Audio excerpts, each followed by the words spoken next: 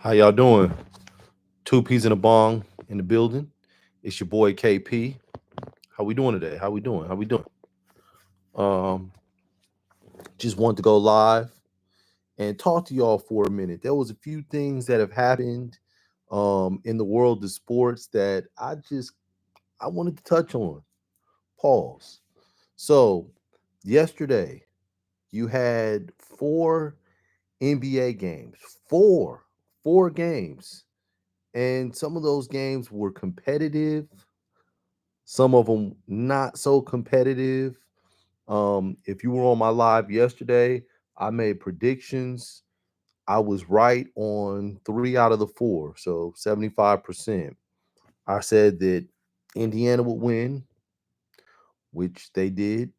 I said that um, Detroit would beat New York, which they did. I said that Boston would eliminate Orlando, which they did. And dang it, I said the Clippers would beat Denver, which they didn't. Denver won. Denver is now up 3-2. I will say this though. I didn't account for Russell Westbrook playing. So I didn't know Russell Westbrook was gonna play. I don't know if it would have swayed my opinion or not. I don't know. It made it possibly I would have possibly rethought that. But yeah, hold on one. I just wanted to see something. Let's see. Just got a text message. Okay. Um, anyhow, yeah, it was so competitive, but competitive games. So, looking at it, and I want to make sure that I'm on these games, excuse me, because I want to read this stuff correctly. So let's start first with we'll start with the Clippers Denver, right? Clippers Denver. Denver came out like gangbusters. Like they were serious. It was a home game. You could tell that they were still on this high from stealing game 4 and tying the series up 2-2. They were clearly rejuvenated. They also knew that they were going to have Russell Westbrook back. Russell Westbrook came out balling. Like he's balling for real. Um and you know, guess who decided to wake up? Jamal Murray. Jamal Murray 17 for 26 with 43 points. He realized he was playing a team from LA and in game 5 was like, "You know what? Let me get off this hiatus and let me get busy." Now, on the Clipper side, I'm going to tell you who's disappointing me right now. James Harden. 3 for 9, 11 points. And sometimes you can't get wrapped up in all the stats because it's like 11 points, 8 rebounds, 5 assists. You like the 8 rebounds, the assists. I think assists can be hard to get because when you're passing the ball to the person, they do have to complete the play. So not so much the assists that 5 assists is cool, but 4 turnovers. 4 turnovers, but only 11 points, and you're only shooting 3 for 9. Um, you being one of the top scorers on the team, you got to take more than 9 shots. You have to. And Kawhi Leonard, last time he took 15 shots, I remember it was game 1, and in game 1 they lost. You got to shoot the ball more than 15 times. And matter of fact, him and Zubac shot the ball both 15 times in game 1, and I was saying, Kawhi, no disrespect to Zubac, but you got to shoot the ball more than Zubac. Now I understand they did pull Kawhi um, somewhat in the fourth quarter, but he still played 37 minutes in that time, 20 points, missed an uncharacteristic 4 free throws in that game, 3 for 7 from the foul line. So that was interesting. Let's see. I don't know if there's anyone commenting, but right now I can't see comments. So um if you guys are in there, yeah. Thank y'all for tapping in. You know what? Like, share, subscribe. Okay, Deal World, I see you. You think the last time Giannis is seen in a Bucks jersey is arguing with Halliburton's dad? You know what? That was the game I was going to talk about next. Um, I think Giannis is out of there. I think Giannis is out. Like, you got to look at it. He served his time in Milwaukee. He bought the organization a championship. Yes, he's made money. He stands to make more money, but you have no Dame Lillard next year because Lillard is injured. How does Milwaukee get better? You traded your all-star and Chris Middleton for Kyle Kuzma, thinking that he was going to be a younger version of a Chris Middleton. Kyle Kuzma hasn't got it done. So who was your number two? Is Kevin Porter Jr.? Um, Bobby Portis, Bobby Portis is getting older. So if I'm Giannis and I'm looking at it, I'm saying, yeah, this ain't gonna work. Um, no disrespect to Doc Rivers, but he was brought in to get them over the hump. And they got rid of Adrian Griffin, and you know, Doc Rivers hasn't brought them over the hump. So me looking at it, yeah, I think Giannis is out. I think he's out of there. So yeah, Deal World. Um, that answers your question. And I hope that answers your question. And let's touch on that a little bit. Let's talk about that Indiana Milwaukee game. Milwaukee came out swinging. They were swinging for the fences. I actually like what they did. I wish they would have kind of did it earlier, which is they started Kevin Porter Jr., they started Gary Trent Jr., and they started Bobby Portis Jr. Is it Bobby Portis? Yeah, I think it's Bobby Portis Jr. But they started the three of them. Well, one of the reasons is because Dame Lillard, so you had to find a replacement for him. But Torian Prince was starting in the beginning of the season, in the beginning of the playoffs, and they replaced him with Gary Trent Jr. because Gary Trent Jr. better shooter and will give you more scoring from that position. And then Bobby Portis, Bobby Portis will give you more scoring and allows Milwaukee to move a little faster than what they were moving with Brook Lopez. So they made those changes, and at first it was working and Milwaukee was getting busy. But I was watching the game and I'm like, Indiana puts up points. If that's something that we haven't seen or we don't know, like you're about to find out now because that's what Indiana does. So it was like I knew it was a matter of time. It was only a matter of time. And so, you know, Milwaukee, credit them. They were hitting big shot after big shot. Like Gary Trent in overtime was phenomenal. And it's unfortunate that he had those two bad turnovers toward the end. It's very unfortunate. The jump pass, um, but the pass right through his hands is very unfortunate because that's what people are gonna remember as opposed to the work that he was putting in all game. Like I believe in overtime, I think he hit 3 3-pointers in a row. Um, but he was getting busy, man. He was incredible. Matter of fact, I want to tell you, yeah, 12 for 25 from the field, 8 for 17 from three, which is 47% from three, 33 points. He had 5 steals. Guess how many turnovers he had? He only had 2 turnovers, and those were the 2 turnovers that were within the last minute. Damn. So if I put up the peace sign, if I put up the 2, I get balloons. Wow. Okay. That's crazy. All right, I realize that.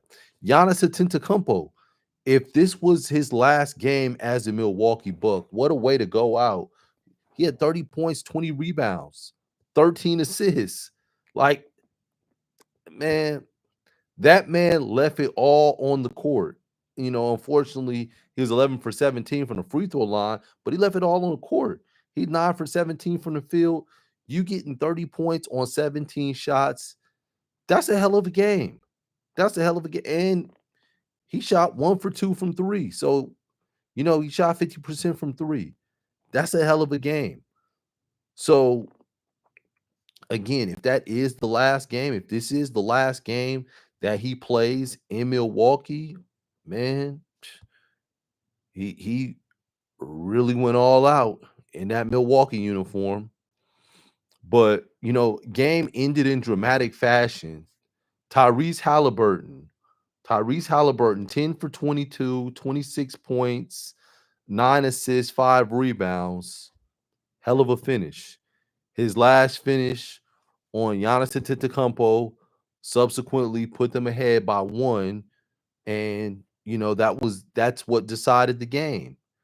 So, hell of a move, hell of a play, hell of a victory by the Indianapolis Pacers. After the game was over, though, now let's talk about this. Let's talk about this Giannis Antetokounmpo, John Halliburton clash, if you will, or altercation, or face, the face-to-face head button. Let's talk about that. So you had a situation where John Halliburton, Tyrese Halliburton's father, the face-off, exactly, dear world's face-off. Let's talk about this. John Halliburton, he's in proud dad moment. It's clear he's in proud dad moment. Runs on the court holding a towel of his son Tyrese Halliburton's face, a picture of his, face, and seems to be talking mess to Giannis Antetokounmpo on the court right after the game is over. And teammates seem to intervene and kind of separate it. Security didn't do it. It was teammates. And then kind of pushed him aside. And then after that stuff was said, then you can see, the teams are, talking mess to each other. And Giannis gets into another situation with Benedict Mathurin where he grabs him by the head, the back of the head. So it's a lot of emotions. And then after you had that, then the fan, so the camera's panning over to different spots, and now the camera shows Tyrese and his parents having a moment where they're celebrating together, and then you see Giannis going up right afterwards, and then the face-off happens again. Well, this time it's really a face-off. It's dun dun dun. It's like they're brow to brow at this point, brow to brow.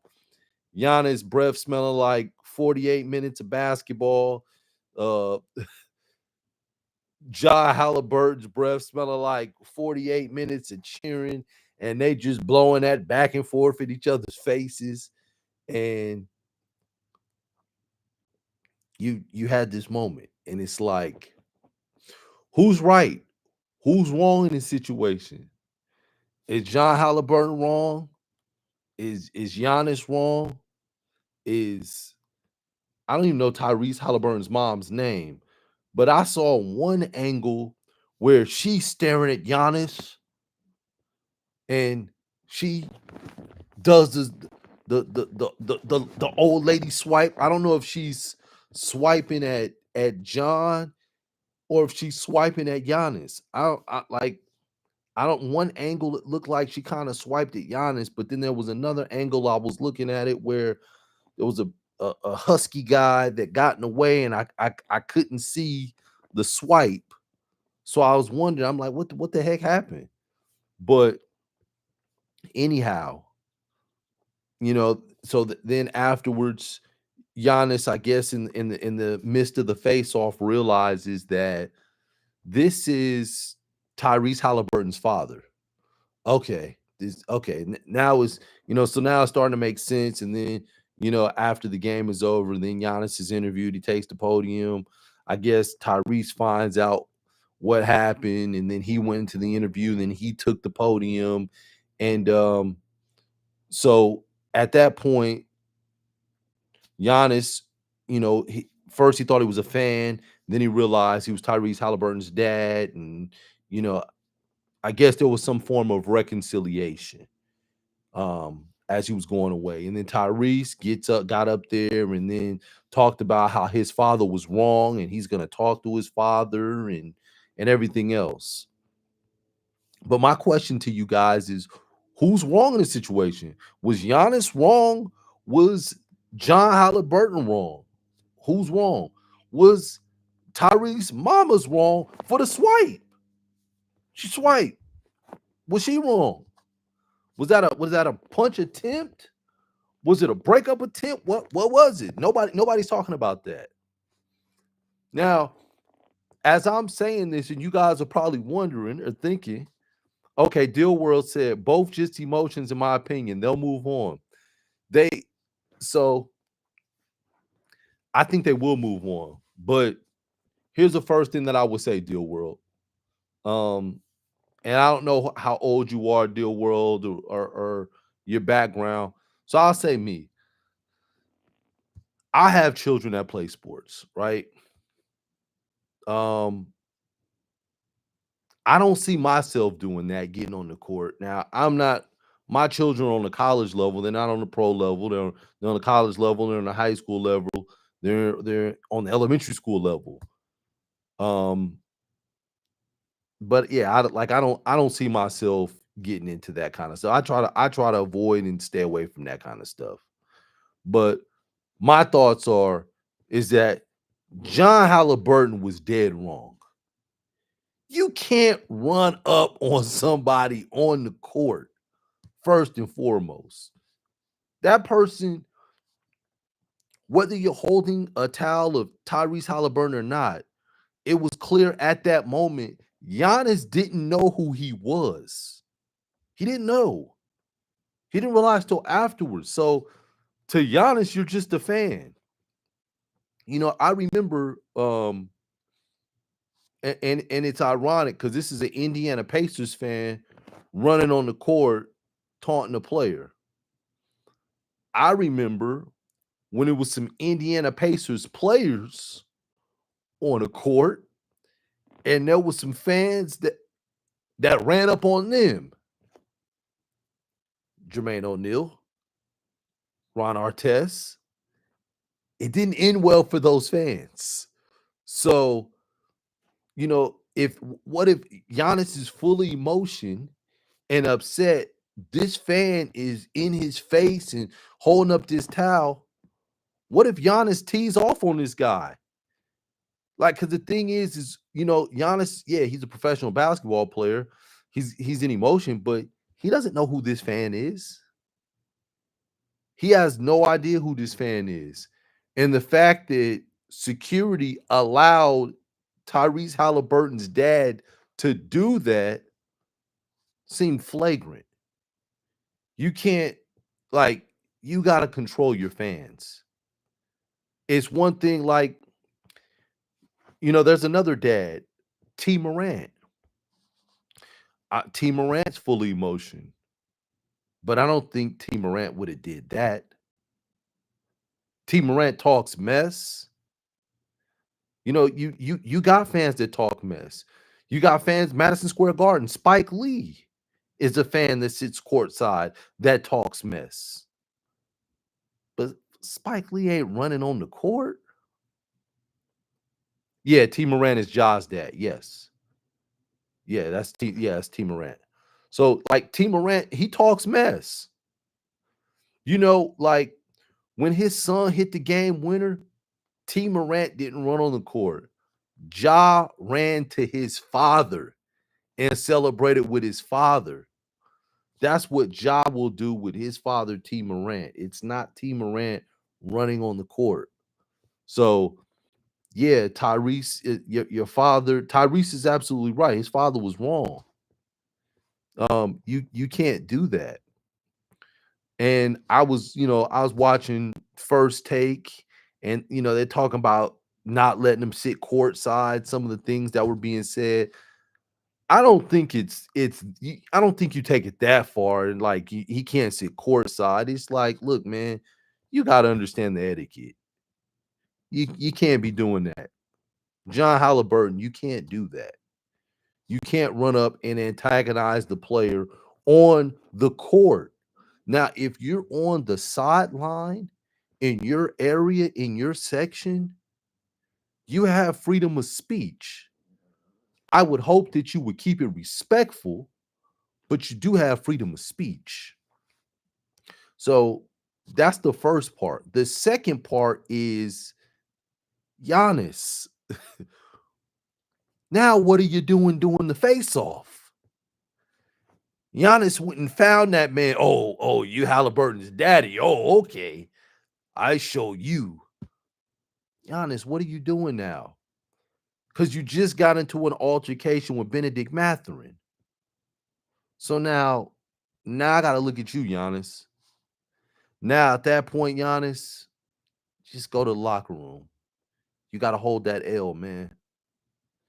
So I think that both sides were wrong in the situation, but I'm also looking at Halliburton's mama with the swipe, and she had the face like,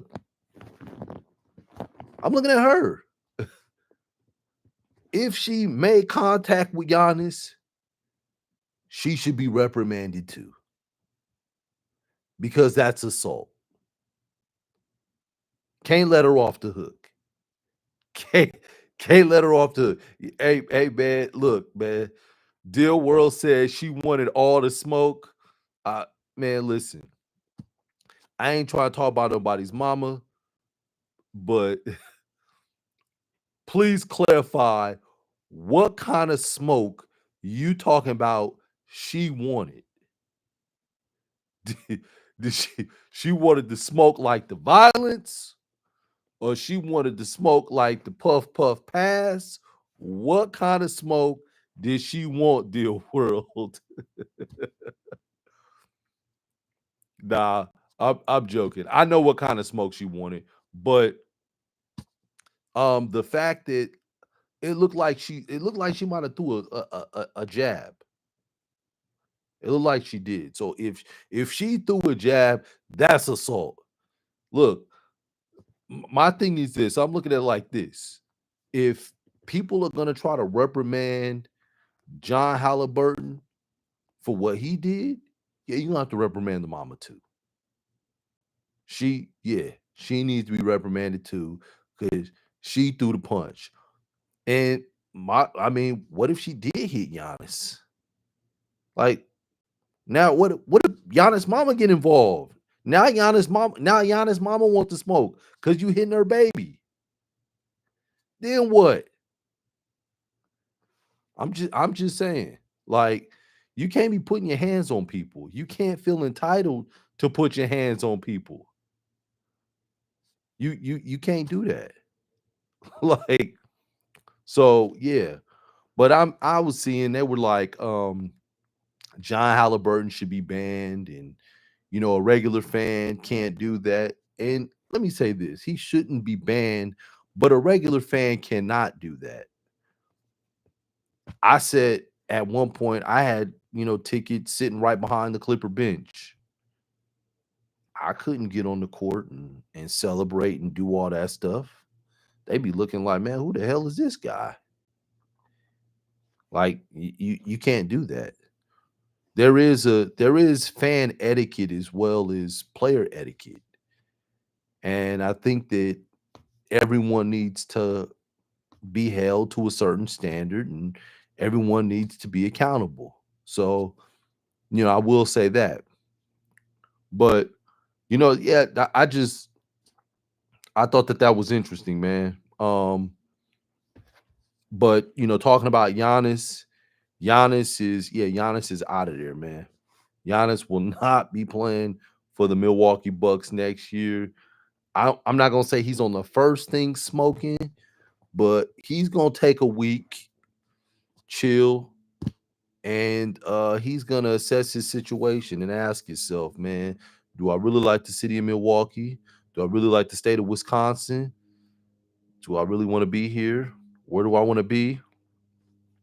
You know, Giannis might find himself in Miami, might be a part of that Heat culture, or as I said,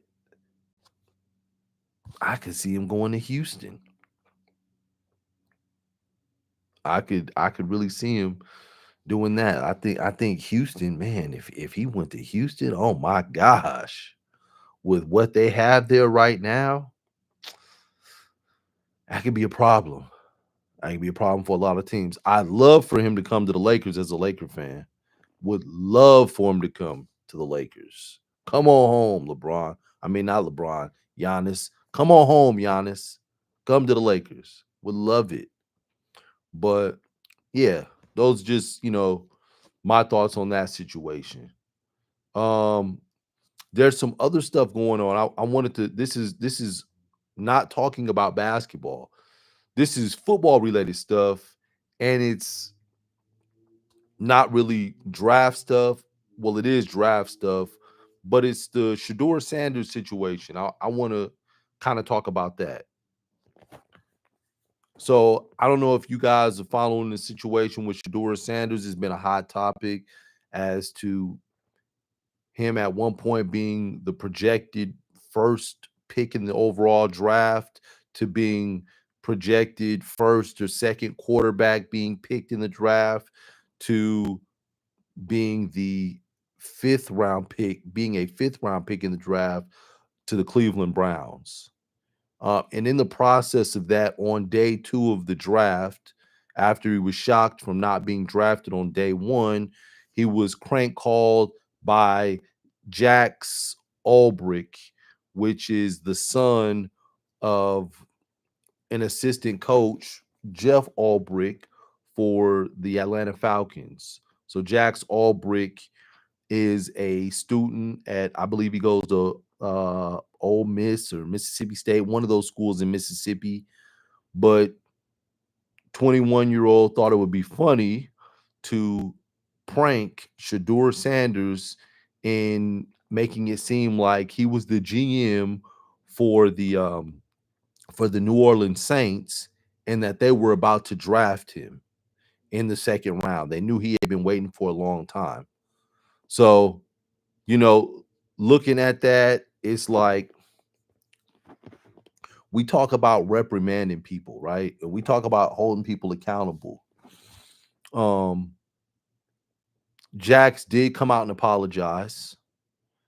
And, it was supposedly a heartfelt apology and message. Um, Media took to it, and media was like, some people were calling him a 21-year-old kid. He's just a young kid, he doesn't know any better. He's 21 years old. 21 years old. You know better at 21. And to have enough nerve to videotape yourself and put it on social media is even more flagrant than anything. Like, you got some nerve. So, when trying to figure out how he got access to Shador Sanders' personal information, his number, his number was obtained by his father's laptop, from his father's laptop. Um, and that's Jeff Ulbrich. So it was obtained by Jeff Ulbrich. So you had this situation, right? And I talked about this on the live a couple nights ago, where I was saying that if I'm Shedeur Sanders and I'm a part of Shedeur Sanders' camp, I would sue, right? I would sue. And what I called it was it's corporate espionage. And I'm gonna read the definition of corporate espionage. It's unauthorized or unethical acquisition of a company's proprietary information, intellectual property, or trade secrets by another party, often for commercial or financial gain. Now, one would ask, well, how was it financial gain, or what did he gain, or what did that person lose? What did Shedeur lose? Well, um, let's say this. It's possible that it was just dumb luck that Jax Albrecht knew that in the second round, New Orleans was taking a quarterback. It may be dumb luck. It may be coincidental. Is it really? Is it really coincidental that they took Tyler Slow, whatever? I don't know how to pronounce his name. Is it possible? No, he wasn't even projected to go that high. He was a day 3 projection. So coincidental that he knew that New Orleans was taking a quarterback in the second round? I don't think so. I think that all these people were talking and it was decided that we're going to go in this direction. Anyhow, this call, all this stuff, I'm going to say that it caused him to fall further in the draft. You made a mockery of this man. This man lost out on money. Instead of making anywhere from 10 million to 6 million for the 4 years, depending on where he was picked, now this man is making 4 million. I think it's 4.6 million for 4 years. So you've messed up his money. Um, you seem to have pertinent information about New Orleans. So were you talking to New Orleans? How did you know that they were drafting a quarterback? Hmm. Makes you wonder. I don't know. But yes, I would sue for corporate espionage. And the thing that's interesting to me is that the NFL is trying to get in front of this thing while everyone is trying to figure out and wrap their head around how they could, reprimand this person or that person. The NFL has fined the Atlanta Falcons $250,000, well, $350,000. So $350,000 has to be paid to the NFL for that prank call. Out of that 350,000, 250,000 is being paid by the Atlanta Falcons organization, and the other 100,000 has to be paid by Jeff Albrecht. So that's where you get the $350,000 from. But to find them is just the NFL jumping in front of it, so that if you try to take legal matter, it's like, look, we've already punished the guy. We did this. We jumped in there swift. We took swift action. Let's move on. Let's move on. That's their way of trying to move on from this whole thing and saying we've got it under control. But ultimately, ultimately, I still think that Shedeur should find a way to sue. And to my understanding, there were more players that were prank called as well. So it wasn't he didn't admit to pranking the other people. He couldn't get around the Shedeur Sanders because he videotaped himself. So that one you can't deny. The other ones he's denying. But to me, it's like if it waddles and it's got webbed feet and it's quacking, it's probably a duck. So I don't know. You guys tell me. What are your thoughts? Am I tripping? Am I reaching? Is it too much? What do you guys think? Yeah. Well, I just want to jump in. Oh, roll tide, Isaiah.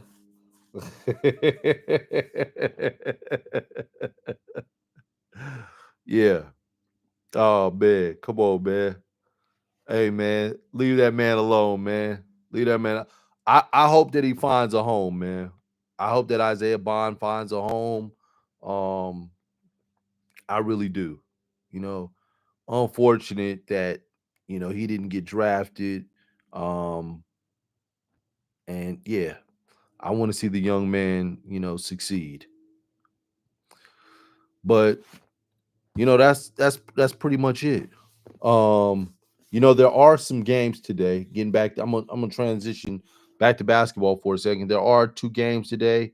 You got the Golden State Warriors against the Houston Rockets. You got the LA Lakers against the Minnesota Timberwolves. Predictions for today. I'm thinking about the Rockets Golden State. So I'm sitting there thinking. The Rockets win this game. Game gets real physical, sloppy. Draymond may get ejected. I think Draymond gets ejected tonight. Draymond gets ejected. Buddy Hield can't hit the backside of a barn. Steph Curry gets hugged, and they don't call it. And Houston prevails. Yeah, they win this game. And who else? Segun's gonna play good. I think Jalen Green's gonna play decent. I think he's gonna have anywhere between 15 and 20 points tonight. 15 to 20. He ain't gonna go off like he did in game two, but he's not gonna stink like he has in some of these other games. So that's my prediction for tonight with this Houston Golden State. And then the Lakers, Minnesota. Maybe it's the fan in me, but I'm saying that the Lakers win. I'm gonna say that the Lakers win. I'm gonna say that Anthony Edwards is gonna score close to 30, but he's gonna have to work hard to get it. He's gonna work hard to get his 30. So it's not gonna be an efficient 30.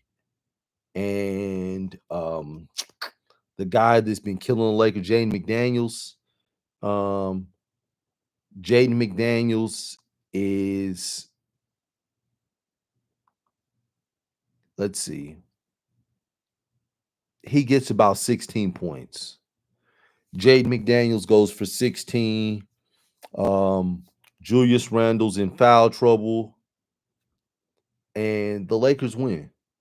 Yeah, I think the Lakers are gonna. I think they're gonna win big. I think they're gonna win by like 20.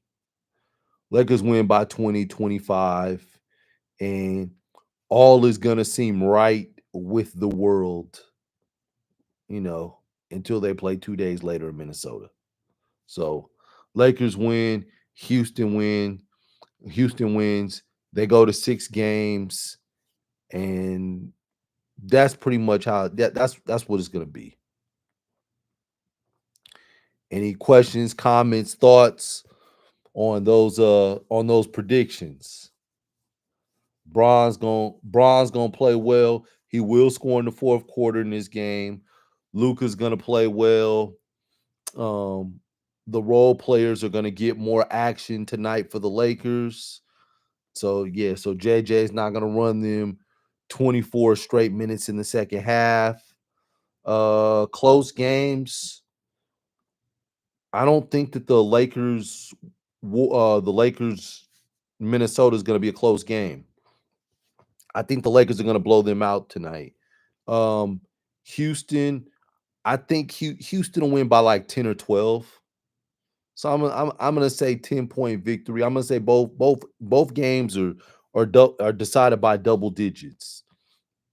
But Draymond will get ejected tonight. So if there was a way to put money on an ejection, yeah, Draymond gets ejected. I don't know if it's gonna be two technical fouls or if it's the flagrant foul. I don't know, but he will not last the full 48 minutes. That will not happen. And Segun's gonna play well. Jalen Green's gonna play decent. I don't think that Van Fleet is gonna shoot the way he shot last game. That one's not gonna happen. And as I said, Buddy Hield, Buddy Hield's gonna have an off night tonight. Um, the other guy, Pajinski, I would call him Padinsky. Pajinski, I'll say his name correct now. Pajinski. Um, I think he's going to. I think he'll play solid, but he's not gonna necessarily move the needle tonight. I think that Jimmy Butler will be okay, but yeah, I'm gonna go 10 points. Houston wins by 10 tonight. Lakers win by 20. So those are my bold facts. I won't even say bold facts. I'm gonna say those are my bold predictions for tonight's game. Deal world of everyone on Golden State, open shot, the fate of the universe on the line. The Martians have the death beam pointed at the earth. You better hit it. Who do you want? Of everyone on Golden State? Come on, man. That's a no-brainer, man. That's a no-brainer. That's Steph Curry, man. Come on, man. Come on. That now the harder question would have been is nah, no way.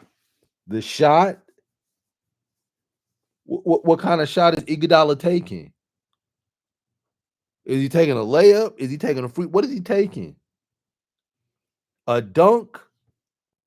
Like, nah, man. The tougher question would have been if they had, if it was when they were winning the championships and they had Curry, Durant, and Clay Thompson. That would have been the tougher question. Lakers offseason. Welcome. You said, how do you feel about Murray? Oh, no, I gotta. All right, dear world. I have to look at that video. You said, Lakers offseason said, how do you feel about Murray? Um, man, I think Murray's a heck of a player, man. Like Murray, when he's healthy, he's ridiculous. Again, especially against the Lakers. Like, yeah, like when he's playing against the Lakers, man, in the playoffs, that dude is unreal. This year he hasn't looked the same, but we saw a glimpse last night when he was playing against the Clippers. But yeah, Murray's a heck of a player, man. Heck of a player. I don't I don't know is he hurt because he isn't looking the same. That was the one thing that I was wondering prior to, this last game, this game 5. So, yeah. But any other questions? Any other thoughts? Anything?